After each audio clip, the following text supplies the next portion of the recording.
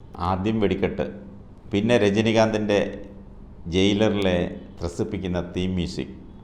അണികൾക്കാവേശമായി mass ഹീറോയുടെ പരിവേഷത്തിൽ കാറിൽ നിന്നിറങ്ങി മുഖ്യമന്ത്രി പിണറായി വിജയൻ.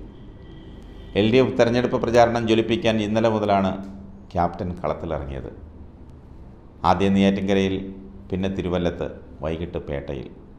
തിരുവനന്തപുരം മണ്ഡലത്തിലെ സ്ഥാനാർത്ഥി പന്ന്യൻ രവീന്ദ്രൻ്റെ പോർമുഖത്ത് പിണറായി പടനായകനായി. BJPയുടെ നയങ്ങൾ രാജ്യത്തിന് ആപത്താണെന്ന് ഓരോ വേദിയിലും ആവർത്തിച്ചു. കോൺഗ്രസിൻ്റെ നിലപാടുകൾക്കും നിശിത വിമർശനം. മതനിരപേക്ഷതയുടെ ഭാഗത്തു നിന്ന് വർഗീയതയെ എതിർക്കുന്നതിൽ പാർലമെൻറ്റിൽ ചാഞ്ചാട്ടം പാടില്ലെന്ന് ഓർമ്മിപ്പിച്ചു. 1 മണിക്കൂർ നീളുന്ന പ്രസംഗങ്ങളിൽ പൗരത്വ ഭേദഗതിയിലെ മതന്യൂനപക്ഷങ്ങളുടെ ആശങ്കയും ഇലക്ട്രൽ ബോണ്ട് വിഷയവും വിശ്വസനീയമായി ജനങ്ങളോട് വിശദീകരിച്ചു. വേനൽ ചൂട് വകവയ്ക്കാതെ സ്ത്രീകളും പ്രായമായവരും ഉൾപ്പെടെ തിങ്ങി നിറഞ്ഞ ആൾക്കൂട്ടമാണ് ഓരോ വേദിയിലും മുഖ്യമന്ത്രിയെ കേൾക്കാനെത്തിയത്, മുഖ്യമന്ത്രിയെ സ്വീകരിക്കാനെത്തിയത്. മുദ്രാവാക്യം വിളിച്ചും പടക്കം പൊട്ടിച്ചും മുഖ്യമന്ത്രിയെ വരവേറ്റു. രാവിലെ 10:30 നെയ്യാറ്റിൻകര അക്ഷയ ഓഡിറ്റോറിയത്തിലായിരുന്നു ആദ്യ പരിപാടി.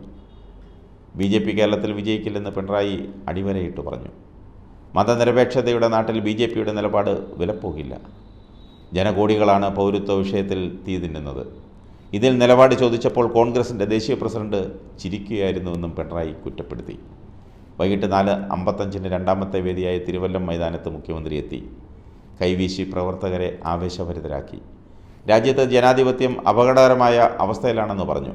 ഡൽഹി മുഖ്യമന്ത്രിയുടെ അറസ്റ്റും കേന്ദ്ര സർക്കാരിൻ്റെ ജനാധിപത്യ വിരുദ്ധതയും ഉയർത്തിക്കാട്ടി. ഇലക്ട്രൽ ബോണ്ട് വൻ അഴിമതിയാണ്. BJPക്ക് മാത്രമല്ല കോൺഗ്രസിനും അതിൻ്റെ പങ്ക് കിട്ടി. കേജ്രിവാളിൻ്റെ അറസ്റ്റിന് പിന്നിലും ഇലക്ട്രൽ ബോണ്ടിൻ്റെ സ്വാധീനമുണ്ട്. കോൺഗ്രസ് ഇതര പ്രതിപക്ഷ നേതാക്കൾക്കെതിരെ കേന്ദ്ര ഏജൻസികൾ രംഗത്തിറങ്ങുമ്പോൾ കോൺഗ്രസ് ഏജൻസികൾക്കൊപ്പം ചേരുന്ന കാഴ്ചയാണ് കാണുന്നത്. വൈകിട്ട് 6:15 മൂന്നാമത്തെ വേദിയായ പേട്ട K പങ്കജാക്ഷൻ പാർക്കിലെത്തി.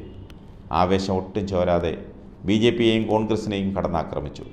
സംസ്ഥാനത്തിന് അർഹതപ്പെട്ട പണം നൽകാതെ പ്രതിസന്ധിയിലാക്കിയ ദുഷ്ടമനസ്സാണ് BJPയുടേത്. കേരളത്തിലെ പ്രതിപക്ഷം അതിനെതിരെ പ്രതിഷേധിച്ചില്ല. പൗരത്വ ഭേദഗതി, NIA ഭേദഗതി, UPA ബില്ല് തുടങ്ങിയ വിഷയങ്ങളിലെല്ലാം BJPക്കൊപ്പമായിരുന്നു കോൺഗ്രസ്. ഇതിലെല്ലാം പാർലമെൻറ്റിൽ എതിർശബ്ദമായത് ആലപ്പുഴയിലെ ആരിഫ് മാത്രമാണ്.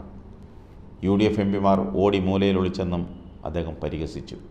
കേരളത്തിലെ 20 മണ്ഡലങ്ങളിലും ക്യാപ്റ്റൻ പര്യടനം നടത്തും. ഓരോ മണ്ഡലത്തിലും കുറഞ്ഞത് 3-4 യോഗങ്ങളിലെങ്കിലും പ്രസംഗിക്കും. അവസാനത്തെ യോഗം കണ്ണൂരിലാണ്.